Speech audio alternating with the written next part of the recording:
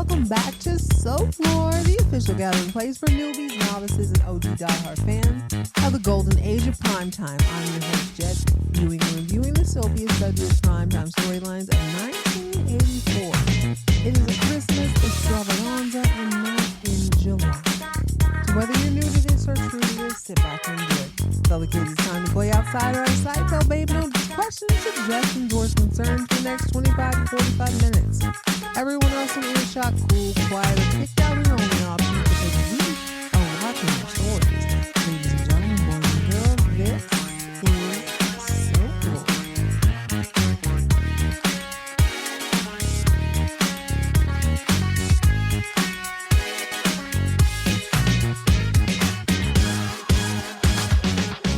Hello, gorgeous. Welcome back to another fun-filled edition of Soap Floor. I hope your day is shaping up well. I'm trying my best out here, baby. I am melting and swelting and sifting and doing all the things that are not attractive. Just me, or has adulting become this overly bureaucratic system with very little payoff? I feel like I signed 9,000 papers today for very little payoff. You do a whole lot for a little bit in return. But we're going to leave all that at the front door, leave all that mess behind. We are jumping into an extravaganza. We are jumping into season 5, episode 12 of Dynasty at its best, and it is called Holiday Spirit, I believe. Go ahead and pour yourself up something bubbly and bright. I think your girl's going to have something with a little bit more bass as we jump into season 5, episode 12 of Dynasty, Holiday Spirits. At the top of the episode, we find Dexter, Alexis, and a much more demure-haired Amanda in London in Alexis's favorite suite. The wedding is about to be on and popping. Meanwhile, in Denver, since baby Christina's oil change went immaculately, her mother and dad feel like the best thing they can do is sit up in the hospital and gamble. So they're watching the horse races. And Chris was like, dang, you remember when you were a broke boy, Blake, and you lost my horse Allegra and I had to give up all that, my jewels and whatever, lest you be a broke boy for the rest of your life? I really want that horse back. It's more of a gentle suggestion. She didn't come right out and say, I need you to get my horse back. Blake says he's going to make this his mission on this episode. Did I mention this is a holiday episode? You probably put 2 and 2 together. I'm watching this in 15-minute increments, which I think I'll have to do going forward if I'm going to get these out in a decent amount of time. Okay, so we're in the horse barn. Older gentleman. He's cute, too. He's, as happenstance would have it, he's considering selling his horses. He wants to get into the Arabian horse business, which I suppose is more lucrative. I learned some wild facts about horses over the weekend. Just the amount of money that people put into them, how they're taken care of, how they're not taken care of. It was all a little bit traumatizing. So this man is sort of willing to sell his horses. His homeboy or one of his workers comes up and says, well, you know, Blake Carrington's interested in your horse. And he's like, Blake Carrington. Seems like Blake's reputation precedes him. I can't tell if this guy is into it or not, but he's at least now aware of it. He looks vaguely familiar to me, too. He's so handsome. I have to rewind just a little bit so I don't miss too many things, but we're about 8 minutes into the show, and my favorite denim doormat is having dinner with the lovely Miss Nicole Simpson. Not that one, this one. 2 things come to mind as I watch this scene. They are in a dark brown restaurant. They're wearing sort of dark clothes. The colors are really complimentary to her complexion. However, Judgy Wudgy was a bear born in the early 80s, i.e. me. And when I look at her hair, I understand it was a different time. Like, Jet, relax. I understand it's a different time. I don't necessarily dislike it. However, it reminds me of a Boom Baptist church lady's hair from like 1958 on. In that culture, sometimes they sort of age young women by putting their hair up in this way. It's seen as a little classier. It's seen as more respectable for some reason to have your hair up. In my soap opera worlds, I guess I don't really have a rule for an updo because an updo is not usually someone's permanent aesthetic. She usually goes through a few different things, but for whatever reason, they got her stuff pushed up in the back. They threw a little scrunchy, the semi-sort of ponytail, and then they fluffed the whole rest of it over her head. So she looks like the Cranberry Ocean wave about the head. in the best possible way. But in the culture and context of this scene, she and Jeff, to the naked eye, would appear to be an old married couple. That's not the case. He's got the holiday blues. It could be winter depression, or he could still be in mourning over this woman who's never ever loved him, not one time. He's still convinced she's going to rise from the dead. Nicole Simpson says, can we just please put this behind us? I understand you miss this girl, but you acting a little crazy. Why don't we move around the world? We can make all this money. He gets offended. I don't care about money. Don't you get that by now? And she's like, oh yeah, you're a Colby, to the oil fields born. I'm sure this is a prelude to something, but as I'm listening to this, it just now hit me. Jeff, if you like this woman, and I understand you're mourning an ex-wife, a deceased wife, which is a little bit different than mourning your ex-wife. I guess your new girl can't very well be upset that you missed your original wife. But why hasn't he offered her the money to go on this expedition? Because he's a cheapskate. He didn't offer to pay. He said he would help her find the map. But for one reason only, he wants to find either the corpse or the warm body of Fallon Carrington Colby. Crystal's hospital wardrobe is so iconic. I love when people bring their own pajamas. I think you need to make yourself as comfortable as possible wherever you're at. So she and she and Blake are checking on Christina. Blake's going on and on about how beautiful she is. When in walks Mr. Tall Dark, God, that man looks so familiar. Who is this man? I think the dude, the older gentleman, he's probably 6'3", really beautiful eyes. Why does he look familiar to me? He must have been in a Western. He's got to be. He must have. That's the first thing that comes to mind. It's like I can almost see him in a cowboy hat. But anyway, that's neither here nor there. He sees Crystal and Blake just as they're exiting the hospital. Why he's at the hospital, I'm sure I don't know. He's all googly-eyed at her. Oh my God, who is that? Who is that? Now he's all interested in whatever. Meanwhile, Blake goes home and he manages to find Amanda. Now I know that Alexis has gone through great lengths to keep this girl's location a secret, but Blake must have phenomenal spatial awareness because he knows exactly where she's at. Down to the hotel room, gives her a call, and he's like, girl, I got some news for you. I think I might know who your dad is. I just need you to come back to Denver and take this here blood test. The blood test won't tell us exactly who it is, but it'll eliminate some people. So she's like, absolutely, I'll do that. She also tells him that she really wants him to be her dad. It's not the best timing because Alexis comes out of her boudoir and she can hear him. She can hear Amanda on the phone telling all of her personal business, especially the part about Alexis about to be married. Blake acts like he didn't know that, but I'm like, what kind of PI would leave that sort of information out? That's neither here nor there. Cat's almost out of the bag, I believe. The scene is also a little bit weird because they have a rotary phone that is this minty, icy blue color, but the receiver is doo-doo brown. So I don't know if the props department was having a little too much fun on a Thursday night. They lost all the props and they just had to snatch up a phone. They had to snatch up a receiver from another end. Okay, so the next scene is tall, dark, and handsome. I think his name is Mr. LaSalle at his horse race that day. He clocks Crystal again, and he decides at this moment he doesn't want Allegri to be in the auction anymore. He's not willing to sell that horse. Crystal is in a fur coat. Excuse me, she's in a fur hat and a fur. Is it called a skull? Skull? Let's call it a scarf. She's looking rich. She's looking fabulous, and she has caught his eye one more time. Why is he so into her? You know what? If nothing else, she gonna bag her an old rich man. If she don't do nothing else, she gonna get her a seasoned millionaire, and I'm into it. I misspoke, guys. His name isn't Mr. LaSalle, it's Mr. Reese, and I don't know if he's supposed to be some sort of ghost of Christmas past, but Blake can hear in Mr. Reese's office, and he tells him that he understands that Allegri used to be owned by he and Crystal, and that it was a wedding gift or something to Crystal. He feels like they should have the horse back. Blake's like, what exactly are you talking about? Why would you even care? He's like, well, listen, to buy your wife a horse seems like you have a good marriage. I certainly never had one. I think that sort of thing should be rewarded. Why don't you go ahead and take the horse?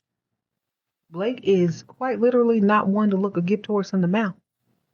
He goes trotting out to the car like Seabiscuit and tells Crystal, baby, guess what? I had a little business proposition. I think I might make a little money. Don't worry about it. He didn't tell her he got the horse back.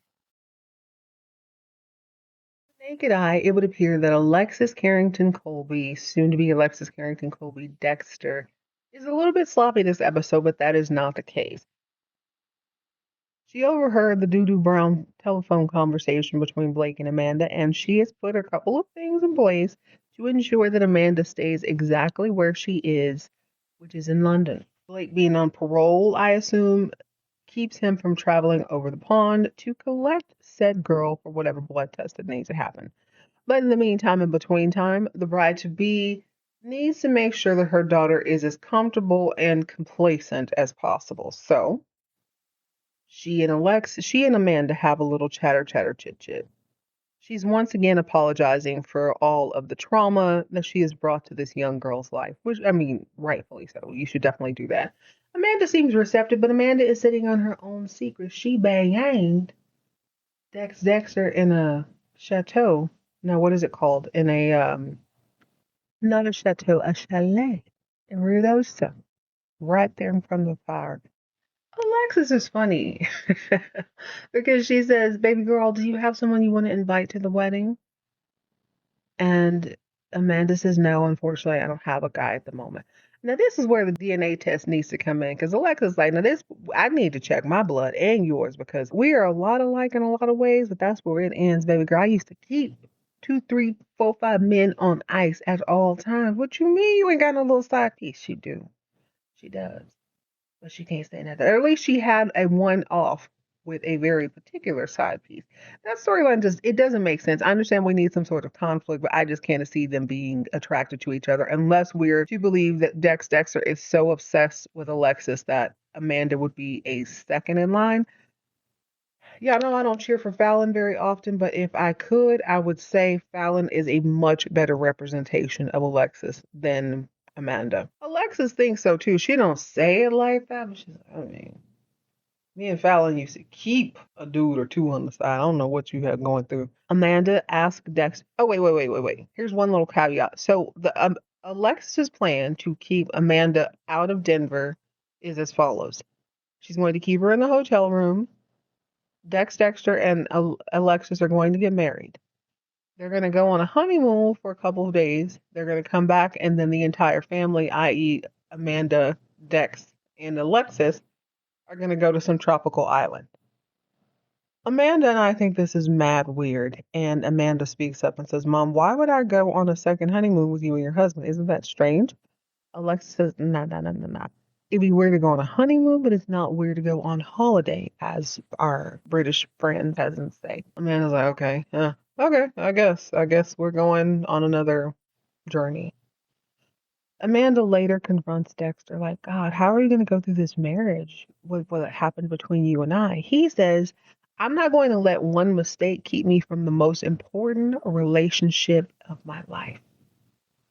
That is a statement someone makes when they've been married for 50 years or 20 years or something like that. You've been in a deep relationship.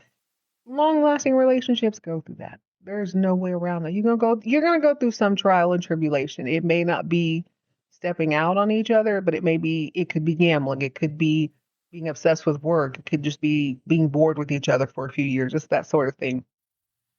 But Dexter has a confidence of a man much more seasoned than his age. And he says, you are cool and I care about you, but I love your mother and I'll be damned if I don't marry that woman in there. That's a baddie. You can't even keep 2 or 3 men on the hook.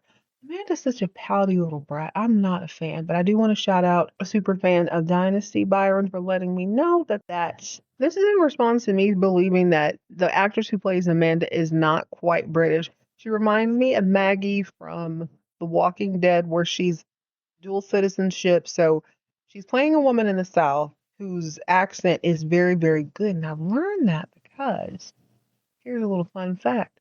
Southerners back in the day, 1800s, wanted to sound more sophisticated. And so they tried their very best to emulate the British accent. And that is how we get the American South, that Southern twang and drawl. It is because people are playing up the British accent. They're also catching bits and pieces of the Scots who have landed in the Appalachian Mountains and basically didn't come down for the last 400 years. Apparently, there's tons of people still up there. It's just sort of residue of a tone and a texture of a certain cadence in speech, trying to emulate. But I found Amanda's accent to be off. She sounds like an American trying to be British versus a Brit trying to be American. But apparently the actress played by Amanda was born in America, but grew up in the UK and is related to British and other European royalty. Because Princess Diana was her own phenomenon at this time, Amanda was Dynasty's unofficial version of the real princess because, as you astutely pointed out, Dynasty has no subtle shame. You damn right.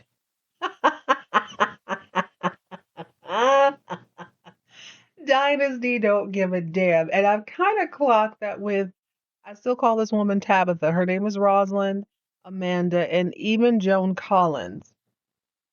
I assumed they picked the, please don't be offended if you are from across the pond. This is not me nitpicking your dialect by any means, but it is the clearest to the American ear when you hear Amanda or Alexis or Rosalind speak. There has been many times where I've had to put the subtitles on if I'm watching a British show because there's different dialect. I'm sure you guys go through it. Hell, if I'm being real, Louisiana is right next door. I don't know what they're saying. When I get to East Texas, I feel like I'm slowing everything down. I understand Spanish more than I understand Deep South dialect a lot of times. It's a different twang in our American ears when it comes to the British accent. Sometimes you got to get the most Americanized version. We are bastardizing your language sometimes, and I apologize, but I would have never guessed that this girl actually spent time in England. I'm shook. Okay, so Alexis has a wedding of her dreams, which is quaint, which is quiet, which is shining a spotlight on her as it should. Dex looks fantastic per usual. His ability to stand up straight is leaps and bounds above any other man on this television program. It's odd to me that Alexis is wearing a silver skirt suit a la Carrie Bradshaw in the movie Sex and the City, the first one. But Amanda is wearing a lace tunic skirt dress thing, and it's in cream. That I thought that was a faux pas around the world. You never wear the same.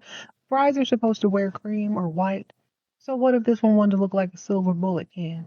She looked like a can of Coors Light, like a baddie can of Coors Light. This girl's wearing lace. She's pissed. She'd already slapped the taste out of Dexter's mouth. She couldn't believe he's gonna marry her mother after he banged her on the chalet floor. But like you said, that was a one-off. Don't worry about it. It didn't mean nothing to me. It's cold. What am I supposed to do in an avalanche, you weirdo? Okay, where was I going with that? Amanda discovers during this time that her passport is missing. It doesn't take a whiz to figure out that Alexis has hidden it somewhere. So Amanda does the only thing she can do. She calls a woman who raised her, Aunt Rosalind, who used to be Mummy. Rosalind couldn't make it to the wedding due to some sort of scheduling conflict and also not getting an invitation. Amanda had absolutely no trouble finding her. Brings her in and says, all the trauma I've been through because of you and my mom it's terrible. You don't even understand how much my therapy bill is going to be going forward. Rosalind says, I'm with you when you're right. And baby girl, I'm so sorry. Like, I consider you my daughter. I'm really, really sorry that I lied to you all this time. Amanda's like, don't worry. Well, I can forgive all that if you stop lying to me now. Who is my father? Is it a ski instructor? Is it a narco? Is it like a Russian mobster? Who the hell? Or is it Blake Carrington?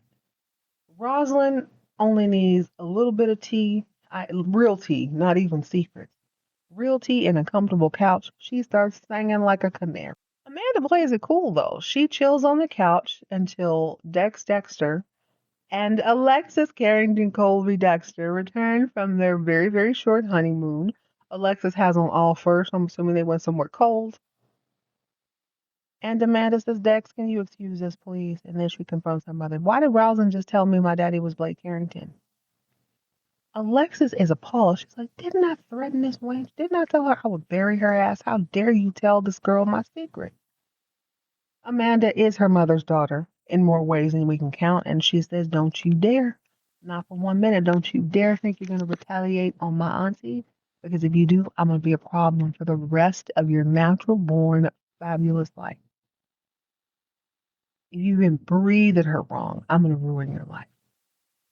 It's a terrible day for Alexis. It's also a terrible day for Stephen Carrington because he is lying in bed with his wife who's been restless and antsy and squirrelish since he's come back from Santa Barbara. Now, he's got a guilty conscience. If I don't know nothing else, I can understand now that Stephen absolutely is at least drawn to Luke. I think Luke's into him. They're not acting in the way that would portray that. I'm assuming this is 1983, 84. Feels like we're building up to it, but I don't know. I think they're going to play it super safe, so we'll see. Steven thinks that she's acting squirrely because he went on this trip with Luke. She's actually acting squirrely because she, bang, Dean Caldwell, and in the dark of the night, she confesses to him in a floral headboard, padded, ew. Side note, if I had been in an insane asylum, I'd be damned if any of the furniture in my house would have unnecessary padding. Now, headboard is fine, but we can do more pillows. Padded headboard, I would be making everybody's life hell, thinking that they're trying to make fun of me or something. Anyway, Stephen and the Stallion have a very unfortunate conversation at 2 a.m. Claudia the Stallion says, "Honey, I was bucking and riding Mr. Dean Caldwell." Stephen looks puzzled. Who the hell is Stephen Caldwell? I mean, who's Dean Caldwell? Paint Boy RD. Paint Boy RD? You banged an artist? Damn, Claudia. He gets out of bed. Now he's pissed off. Now this pisses me off because, like, listen, I don't fall asleep very easily in the summer. You robbed this man of sleep. You robbed this man of peace, and there was no reason for her to step out on this marriage. This is where I think the emotional and character development that happens on a daytime soap can't happen on a nighttime soap because you were bum rushing your way through it. Their affair happened very, very quickly. It clearly was a one-off. The zoo came out of freaking nowhere. Mind you, La Mirage is crawling with young men and women at all points. She could have met a billionaire, a millionaire, whoever, but this rando shows up. I bet we don't see him anymore on the show. I bet we don't. We just needed there to be a wedge between Stephen and Claudia, and it has been presented. So I'm with Stephen from this point going forward. However he reacts is how he reacts. You really don't have a leg to stand on. Damn, Claudia. Damn. She just doesn't strike me as the running off type. Her banging. I know I call her the stallion, but maybe I'm a little more accurate than I thought. And one of the most romantic moments on this episode, Blake Carrington reunites a completely unsuspecting Crystal Carrington with Allegri, the horse that she had to pawn. So that Blake's empire could crumble with some sort of dignity. She's elated to be reunited with this horse that she only knew for 2 episodes. She's pumped. No trauma. Shout out to Crystal for being trauma-free. This woman was raised in a trailer park. She knows how to fight with the best of them. Her husband raped her because she wanted to take birth control. She was drugged 6 football field lengths because her husband's ex-wife was jealous of the fact that she got pregnant. She lost a child. She's watched 2 women have no. She was one of the women. She watched women suffer miscarriages. I mean, she's a champ. She's unaffected to the point where she still loves horses. She's not freaked out at all by their presence. She gets the horse back, and we get to see Mr. Reese again in his office. His assistant needs to be put in check just a little bit because Mr. Reese says, "I am not going to Monte Carlo for Christmas.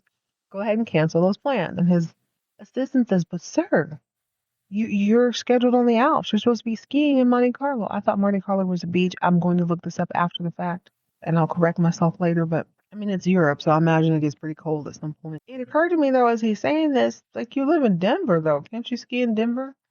A lot of times we assume that people only do wealthy activities because they're wealthy, but a lot of activities that the wealthy do is not necessarily because of the amount of money in their bank account. It is the amount of leisure time that they have. I have to believe that the layperson in Denver or in Utah or in any place where you get copious amounts of snow, is still doing some sort of skiing. So he can ski in Denver, but for whatever reason, he wants to be close. He wants to be in Denver, and he's very, very pleased that the Carringtons have come and picked up this horse. I misunderstood. I thought he gave the horse away. It seems like they might have sold the horse to them. Blake, Crystal, and her fly new red and black fur go and check on baby Christina, who is mending quite well in the hospital. Did I already talk about Christina being a doll? Shout out to Bob. No, y'all didn't. You want to talk about Dynasty being shameless? No, the hell y'all didn't. So I am to understand that in 1984, when Crystal Carrington gave birth, gave birth to baby Christina, who apparently I went to high school with, they made a doll. And this is my thought, and this was Bob's thought too. 4-year-old girls are not buying. Well, maybe they are. Hell, we're 4-year-olds watching Dynasty. It appears in my audience are Gen Xers, late boomers, millennials, and the occasional Z sprinkled in. We know millennials and Z ain't. We're not conscious enough to be buying this crap. Gen X, you guys were babies. You guys were kids. Were any of you asking for baby Christina for Christmas? Because I feel like the consensus I get is that you were either a teenager watching this at your friend's house, or you were hanging out with like your old lady neighbor or grandma's company watching these shows, or you were sneaking to watch them. Who's asking for a Christina doll for Christmas? I'll tell you who's asking for a Christina doll for Christmas. Middle-aged women. Oh, I know my laughter may lead you to believe I'm judging you, and I am. But in the most loving way. I need to know if you have a baby Christina doll, holler at your girl. I looked on eBay. Christina wants $400. Mind you, I've lived through the Trolls doll thing, the Beanie Babies thing, the Elmo, every PlayStation release. Oh my God. Every sneaker release. So my thought of the pandemonium surrounding objects, it might be a little bit different. Somebody please let your girl know what it was like in the year of our Lord 1984. Amazing year. Tell me, who had a baby Christina? And did any other soap opera take it to this level? Because Dynasty, the audacity. For the record, I would like to say that if I was going to receive a baby from any of these shows, I would definitely want. Ooh, that's kind of tough. Can we take it to the polls? Would you want a baby Blake? Would you want a baby Christina? Baby Danny? I'm a huge fan of baby Joseph, but it seems like he would have been just a couple of years too old to have participated in this, or technically, he would have been right about the same age as Christine. No. He's a little bit older than Christina. Whatever Robin's baby's name is, I don't even know yet. I don't think I've gotten that far. This is wild to me. Dynasty, y'all had a doll. I was expecting like Dynasty pajamas, Dynasty fur coats, because I want one. I'm definitely on the hunt for that, but y'all for real had a doll. Baby Christina is available on eBay for $130. Blake gives this stupid speech about how resilient and strong and blah, blah, blah the baby is. And it would be sweet if he didn't annoy me. So perhaps I will reserve the rest of my judgment for a later date. As we enter the last portion of this episode, my heart breaks a little bit for Mrs. Dominique Devereaux, aka Millie Cox, because she has a dream of being totally accepted. That must be very difficult to know part of your identity, or maybe not know part of your identity and think you do. You need validation. The millions and millions of dollars that she has acquired over her lifetime are not enough. She wants Blake Carrington to look her in the eye and say, "Sister, sister, never knew how much I missed you." But he ain't doing that. So she comes to his office because she's elated. Unlike Rosalind, Dominique Devereaux's invitation did arrive in the mail. She has been invited to Christmas at the Carrington household. Now, she is warmed by this because she believes this is a gesture by her older brother to welcome her to the fam band. But he's like, well, we're partners, partner. And that's what partners do. She's like, oh, well, yes, I am indeed the best partner. I believe I dropped almost 100 milli to dig you out of a hole that you dug yourself into because you're irresponsible, you're an egomaniac, and you embarrass yourself in front of the world and everybody. Um, I have also risked my own life by traveling overseas to Istanbul, and I got some fire outfits and tea from the whole situation. But I could have been shot if I wasn't so suave. So, yeah, I've risked my life. I've spent a lot of money. My marriage is strained because of the help I have provided you. I would say I'm a damn fine partner. I'm just trying to figure out why you're not seeing me as your half sister. I really need to know why that's not happening. Like, it's like, oh, but I don't really know. I don't really know if you are. Now, mind you, this same man is spending money to make sure that Amanda is his daughter. I'd like to attack him for that, but damn it, the evidence is overwhelming. I can understand why he would believe that. I could also understand why he'd be like who would want to be my sibling? That I totally understand. Dominique is tired of playing games though. She done dropped buku money. Her and William's marriage is on the fritz. She needs some acknowledgement or else. And she tells Blake as much. And he goes, I thought you might say that. So you're basically telling me, Dominique, that if I don't acknowledge you as my sister, you'll go to the papers. She's like, damn Skippy. He says, well, you do that and I'll be forced to deny it. Now, I'm going to look fine because I'm a powerful Wahite man. You, on the other hand, going to look like a teetotal fool in front of God and everybody. So you do what you need to do. And she's like, stop playing in my face. Like, I'm pissed off. I done spent a lot of money. I came over here. I'm interrupting my damn supposed to be having lunch with the queen or something. Why don't you just call your deadbeat dad and ask him about me being his daughter? He's like, well, I did.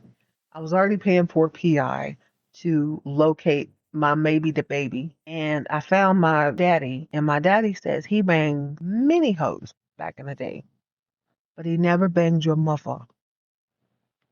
She's like, he's lying. Blake, when has your father ever been anything but a scoundrel and a lie?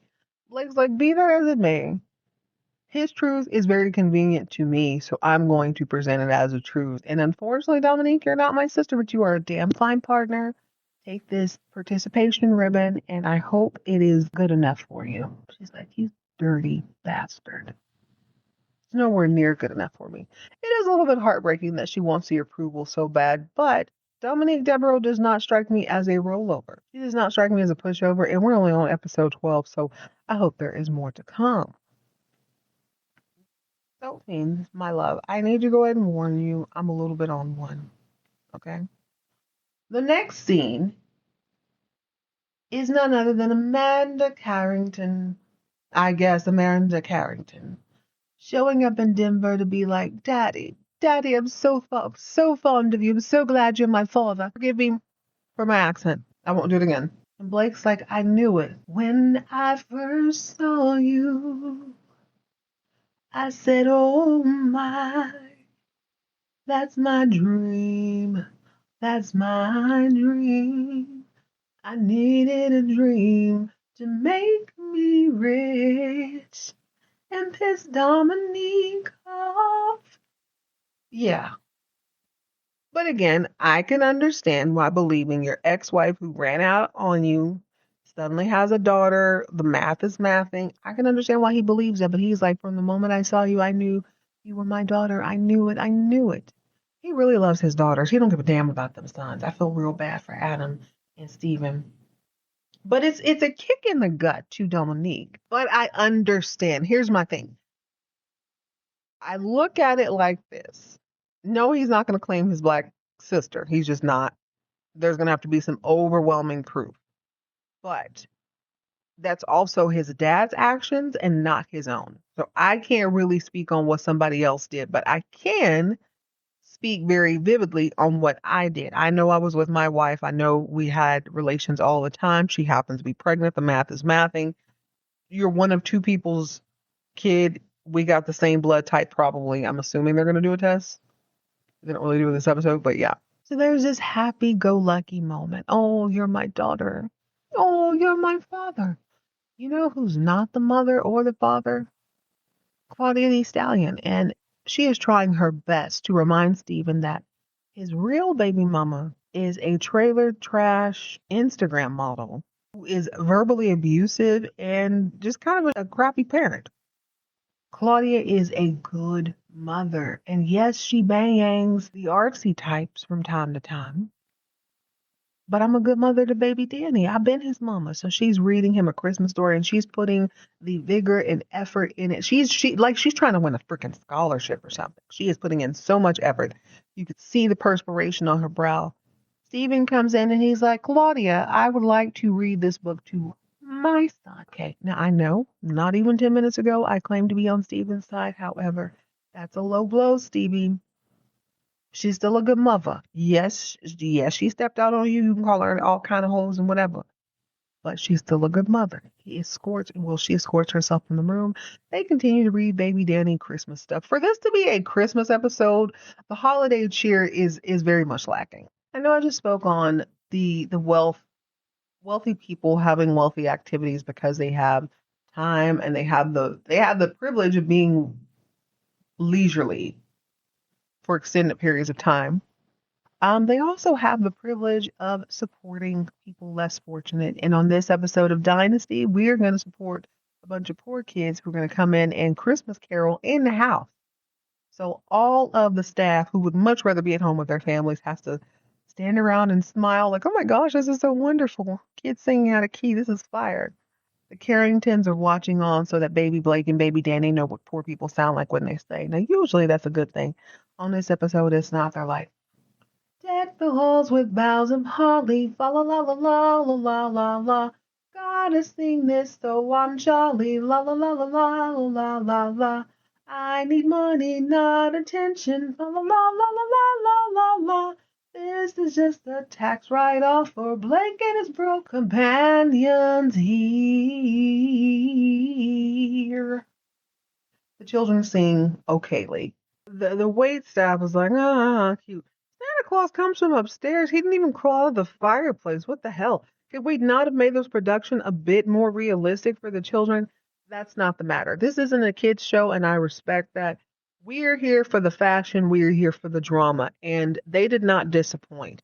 I swear to you, this stuff is starting to affect me in a way that I don't like because I stand behind my original statements. The 80s blew. The fashion was whack, except on this show, except on Falcon Crest.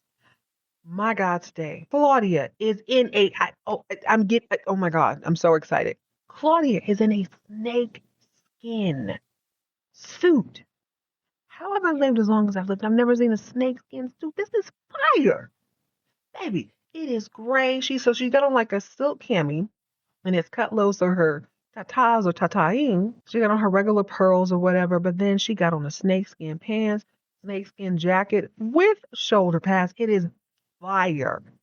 Amanda came in a simple black like cigarette pant, but her top is a very low cut V-neck lame, and I it's not close enough. I can't tell if it's like glitter panels or if it is like embroidered panels, but it's in a little bit of a duller gray. So think gold lame and then a lighter colored gold, either beading or some sort of glitter panel is fire. Crystal though, oh my God. Crystal reminds me of my like second grade teachers where that 80s residue was still all over the place. She has on a floor length black duster, but it is Christmas sequined, which is now a word. Christmas sequined all over the shoulders, all down the lapels, which are floor length. Girl. Now this is okay. I didn't grow up in the right tax bracket because this is not something I saw. Let's be real. You just don't remember. That's the thing about being an 80s baby, 90s kid. I don't really remember that. I remember the film. I remember sort of the everyday, day-to-day wear. I probably spent a little bit more time with teenagers. Nobody was this glamorous. Oh my God. I need a snakeskin outfit for real, for real. I forgot to mention Dominique, who's always in a light color, which I appreciate because it gives off the vibe Crystal used to. But she is in a white gown. She do kind of look like she just came off the set of Star Trek. I'm not gonna lie. She look like Star Trek or Star Wars. She's got on a white gown, but the cuffs of the sleeves are kind of a bell sleeve, not a bell sleeve, like a poof sleeve, are silver. And then she has on one of those choir robe sailor vest type things, and it is sequined in silver. She's walking next to Adam, and I still go there. If she's Blake Carrington's sister, then she is Adam's aunt. If she's not, her and Adam look real, real good together. Everybody is a baddie this episode. God, y'all need to see. Please do. If you don't do anything else, look at Claudia's outfit. And I can't. I don't think I told you. I think there's a little bit of a sheen on it. I don't know why, but it is a. Oh my God, I love it. He heads into a very small living room where they begin to open up gifts. Not being shady, but just gonna be a little bit shady here. Crystal sounds like she's been smoking a bunch of cigarettes. The babies are opening their gifts, and then Crystal's like, "Now one for Blake." The girl, who the hell is that? It doesn't matter because her outfit is eating him. She is killing him. Oh my gosh, she looks so flat. She gives this really big painting of Fallon to Blake, and it's got one of those faux gold gilded frames. It's probably like a 20 by, no, it's probably like a 28 by like 20. Huge. And it is a very fantastic picture of Fallon. She looks wonderful. Blake is all choked up like, oh my God, I can't believe y'all doing this. Now, here's the sad part. Jeff is still very emotionally vulnerable. I'm not going to call him a denim doormat this episode, even though I just did. Baby Blake sees it. Baby Blake and his Super Bowl haircut. I don't know who cut these children's hair. I'm assuming this was in vogue at this time, but my God. It's my buddy at his finest. So Baby Blake, aka my buddy, is like, is that my mother? I miss you, mother. I love you, mommy. I love you, mommy. Jeff is all but done. Blake goes on and on about how wonderful a gift this is, but then this jerk, he didn't even know his staff's name. He's like, oh, Nanny, could you get these kids the hell out of my sight, please? Nanny knows exactly who he's talking to, and she comes shimmering through to pick up the kids she's raising. Wouldn't that great? This would have been a great time to start passing out Christmas bonuses. However, they didn't. I have to trust and believe that these people are stealing silver and gold and bangles and whatnot in order to make up for this man being a completely unbearable of a nightmare. Well, this is clearly before the Stranger Danger campaign, because who the hell sends their kids off with Santa and the nanny? We don't know these people. That is a prime story for a kidnapping scene. They're going to simply walk the children to a van and run off. Blake may be insufferable. Stephen is not. And he feels bad. Even though his wife's been banging Chef Boy RT, he still feels bad about pointing out the fact that she's not Danny's birth mother. And he apologizes. And she says, is this your Christmas bill geste? I had to look that up. A noble act. He says, no, it was just messed up, and I'm sorry. She's like, I forgive you. You can say whatever you need to, because the truth is I'm not his birth mother, but we good. Don't even worry about him. Right about this time, Blake clinks his glass, and he's like, I'd like to make an announcement and welcome a very special person to the Carrington clan. Now, Dominique is sitting there like she is part of the Galaxy Tribunal, and she's about to be crowned something. When Blake says, my daughter, Amanda Carrington. Now, Dominique gets pissed. She's like, I know you did not. Oh, you got a daughter now? Yeah, daughter is more than a sister. I'm sorry. He knows that's his daughter. He don't know who his daddy's daughters are. In all fairness, I hate that this is such a burden to her. That's what I hate. I personally don't feel like she needs to be digging for his approval, but I know this is going to make one hell of a story, and this might be the gas to her supervillain super storyline. She gets up and she walks smooth the F out.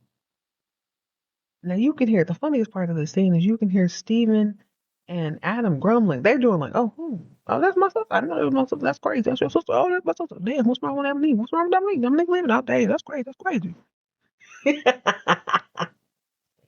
One more time. That Diane Carroll as Dominique Devereaux in this scene is stunning. That face, the tears in her eyes. She doesn't have those crazy hoodoo lady eyes in this one. Stunning. And the walk-off is lethal. She may be upset, but you're going to catch these hips swinging. That's what you're going to do. Also, Snakeskin Claudia and Adam, who, side note, definitely wants to bang his brand new sister. He was way too excited about that. We all remember that episode with him and Fallon. They decide, like, what's going on with Dominique? Why is she upset? Adam's like, I don't know, but I'm going to find out because she wants something from my father. Claudia says, let's find out together. Not you. Nope, I don't like the ganging up on. I don't like this. The optics are not amazing. I'm gonna forgive you, Claudia, because you're in this badass outfit that I really want. But what you mean you gonna look into her? Actually, yes. Look into her because I want to know if this is your granddaddy's baby or no. Talk about a dysfunctional family. Right about this time, Alexis Carrington Colby Dexter comes in this bright red gown. It is stunning. She's got the big sleeves. She's got on the diamonds and all. And she has a very similar hairdo to Nicole Simpson at the top of this episode, except Nicole's was given Boom Baptist tambourine lady. Alexis's is given a little more wop baba loo bop wop bam boom. She is Little Richard. Like enough of that. Thank you, Daddy. All that. Why don't you come give your mama a Christmas kiss? Overwalks Amanda, kisses her mother. She's like, y'all may or may not know, me and Dexter are married. I was married now. Everyone starts congratulating Claudia, Adam, Steve, and they're like, oh my God, that's why you going. You look so good. Blah blah blah. Congratulations to the lucky couple. Alexa's like, yeah, he is lucky, isn't he? We're all brushing over the fact that she hid this pregnancy, that there's been a revelation that night. Everybody's acting like absolutely nothing happened. I say that everybody acted normal, and I mean the children, i.e., Stephen, Adam, Amanda, acted normal until Alexis says, you know what, enough of all this. Go ahead and say your goodbyes. Give your daddy and them a little kissy poo. You're coming home with Dexter and I. Amanda says, I'm absolutely not. I have been invited to stay the night, and I'm going to stay the night. So they have this little tip. Alexis flips, and she's like, damn it, Blake, I'm sure you did invite her. You lured her here under the guise of being her daddy. Meow, meow, meow, meow. But the reality is, this is the only child that I get to love. You've already taken my other children from me. Can I not love this one in peace? She's like, Dex, I can't even talk to her. Please talk to her. Tell her we want her to come home. He does as much. Amanda, your mother and I want you to come home. But then there's like the violins playing in the background, and they're looking at each other longingly a little bit. Ah, it appears that she decides to go home. So next morning, Blake and Crystal are having breakfast, and Crystal wants to know, is baby mama drama going to follow you everywhere we go? I like your kids. I like all your children. But damn, does that mean I have to deal with the baby mother as well? He's like, nah, you're right. She definitely shouldn't have burst off in here like that. And I'll make sure it doesn't happen again. She's like, it always happens. Like, I can't take much more of this. I got a baby of my own now. Before they can get too deep into this conversation over brekkie, a gift arrives from Mr. Tall, Dark, and Handsome. Actually, I can't take it anymore. A gift arrives from Mr. Reese in a beautiful box. It's for Crystal. Crystal opens the box, and I'm expecting it to be some sort of like a necklace or something. It's a photograph. It is a very weird photograph of two people's heads cut off and pasted to other people's heads cut off. I'm like, is this one of those Bodyguard? You remember the opening scenes in Bodyguard where he cut all the letters in magazines? Is someone threatening her? I'm like, is that supposed to be Crystal? It's so weird. Crystal takes the box to him and she confronts him. Apparently they know each other from back in the day. She's like, I can't believe you would show your face after you did what you did. Is this Crystal's daddy? Or is this Sammy Joe's daddy? It's kind of what I'm thinking because no. That's not right. Sammy Joe's daddy is a race car driver. Okay, this is bugging the crap out of me. I know this man. Let me look at him. That's the thing. You just have to be so dang careful. So I put in cast of Dynasty, 1984, season 5, episode 12, Holiday Spirit. Blah, blah, blah, blah, blah. Okay, there's nothing new. Same people. Guest appearances include Gordon Thompson as Adam Carrington, Jack Coleman as Steve Carrington. I thought they were characters. Let me go to IMDb. I will probably edit most of this out. If this is boring, I apologize, but I got to know. I'm pretty sure he's in Westerns. Okay, here we go. Pictures, Catherine, who the hell's that? Rock Hudson, Diana Carroll, words to Cynthia, Sue Scannell, Sue Headley, I don't know who that is, Gerard. What's his full name? What did I say his name? Reese, Daniel Reese is Rock Hudson. Rock Hudson sounds familiar. Oh, that's him. Okay, Rock Hudson. Illinois. What you been in, baby? Oh, he's so cute. He's good looking. Oh, he's so cute. Oh, he is slobbing. He is okay. There you go. So IMBD has all this crap. He's slobbing somebody's down. Apparently, he's got an HBO document. Okay, he's so hot. Oh my God, is that? Oh, I like him a little scruffy. Let me go down. He's got an HBO doc, so that's important. He's a pilot. He's a this. What movies you been in, babe? Oh my gosh, I know him. Okay. Forgive me. Forgive me, y'all. I'm sorry. I'm having a moment. I'm having a moment. That's Jordy. That's Bick. That's Jordan Benedict from Giant. I love the film Giant. Now, I saw it as a kid. Oh my, that's who that is. No wonder I kept seeing it in my mind and in a cowboy hat. But you know what's funny? In the movie Giant, Giant is like 3.5 hours long. He, towards the end of the film, let me get my thoughts together, y'all. I'm sorry. I'm so excited. Jordy. That's Big Jordan. In the film Giant, which happens to be James Dean's final film, towards the end of the film, they age the character. So it's Elizabeth Taylor. It is, I'm sorry, I didn't know your name before today, baby.